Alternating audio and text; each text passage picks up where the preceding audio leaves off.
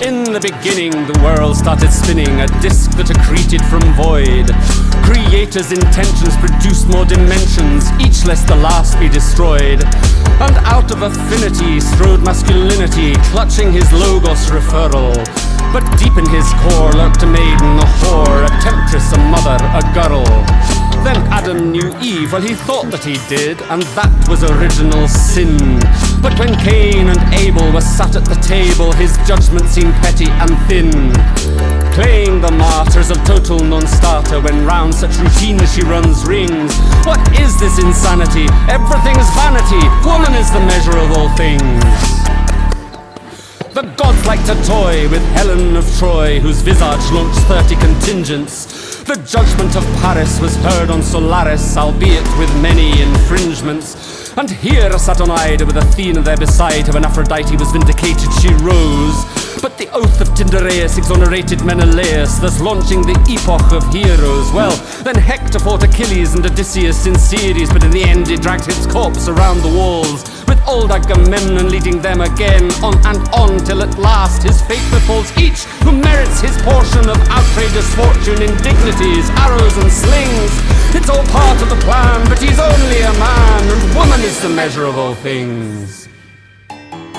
The bee's knees, Alcibiades, in Plato's book Protagoras, was shown to please old Socrates, whose electric still can stagger us. But all those Archimedes greedies looking to lever the earth still need a fulcrum to rest it upon, when all they have is its dearth. Nobody can know the Heraclitus flow who never steps into it twice. Everything slides and nothing abides, and knowledge is never precise. Man only knows the ebbs and the flows to which his identity clings, for he's not the same man and it's not the same river, and woman is the measure of all things. Then Aristotle went full throttle into full-blown academia. At a nearby clinic, Diogenes the cynic diagnosed him schizophrenia. But Alexander wouldn't pander to a fear of his own dark shadow.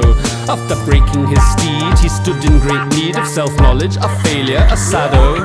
Then proceeding as taught, he did as he ought, according to Delphian principle. Dragged the old Sibyl out by the nipple till she screamed, "My son, you're invincible! With your banner unfurled, you may conquer the world. It ain't over till Theseus sings that life is the school, love is the teacher, and woman is the measure of all things." That diamond geezer, Julius Caesar, had a scene with Cleopatra. In the palace he unsheathed his phallus, while the eunuch Ganymedes tried to capture his fleet, but was forced to retreat, while Alexandria, still besieged, burned. After the battle of the Nile, he tarried a while, then returned to Rome, the place he called home, to await his doom in the Senate at the Ides of March. Thus we recall the indispensable tenet, when back to Egypt his mother Caesarean brings. It all becomes clear, I fear, that woman is the measure of all things. Jesus Christ had a tryst with Mary Magdalene. Those who knew this wandering Jew could never quite explain just how he was able to turn the table on all hypocritical sinners. But then at a loss he was nailed to a cross. This game of life sure has no winners. As thunderclouds loomed he adopted a spread eagle pose, and pondering death exhaled his last breath and arose. Who'll square the circle in this Merkel, be the king of kings? But in the land of the blind, the deaf don't mind if woman is the measure of all things.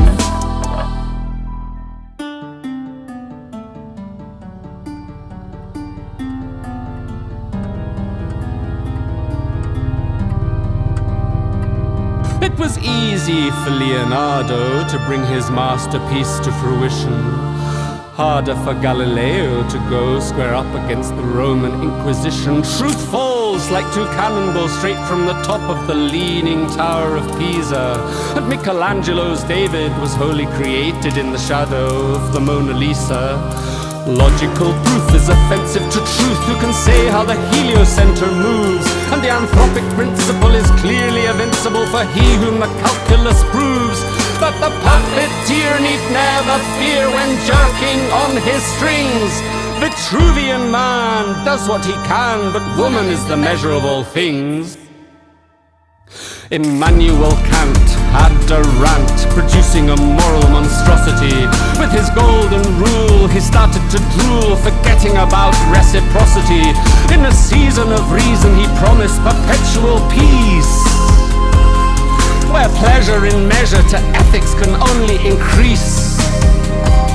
He continued like that from his conjurer's hat, a sequence of white rabbits to produce and from them to deduce, based on his own clock-like habits, a constructed reality, lame like an amputee, where eternal springs of hope elope with cash for rope.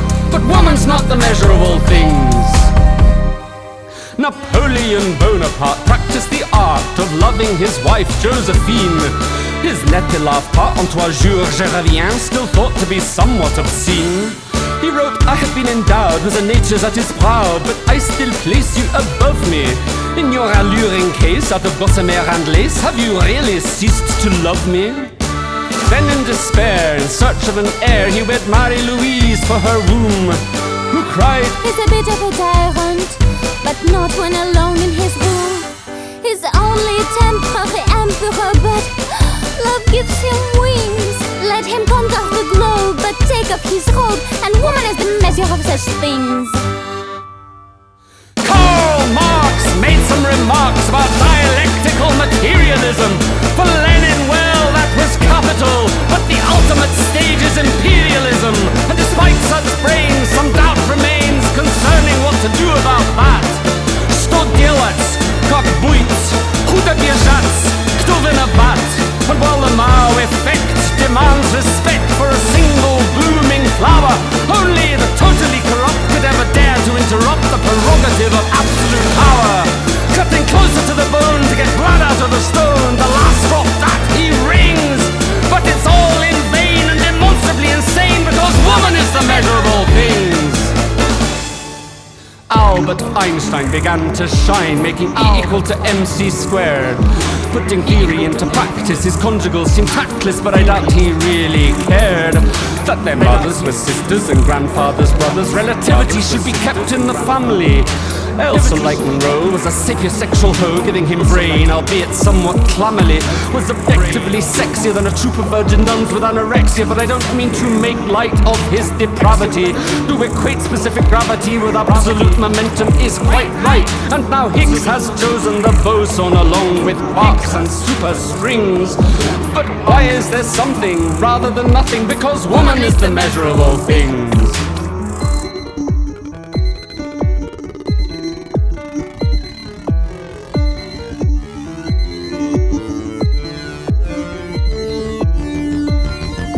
Getting rather hard to be a global village bard amidst all of these overlapping framings.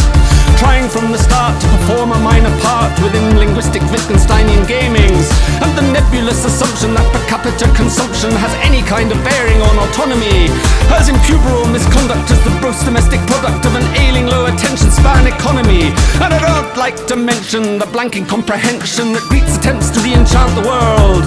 Just put it into storage while you try to pay the mortgage, and never pause to think how we've been hurled into these bomb trades while unicorns and mermaids cleave to deep affairs and shallow flings. It's all been said before, just another kind of war, and woman's still the measure of all things. Now Assange rots in Belmarsh prison pending extradition, with nobody to come and go his bail. And many a sordid sex scenes relived by Jeffrey Epstein, who may or may not have killed himself in jail. And whether Greta Thunberg's financed by Michael Bloomberg or Soros himself appears beside the point.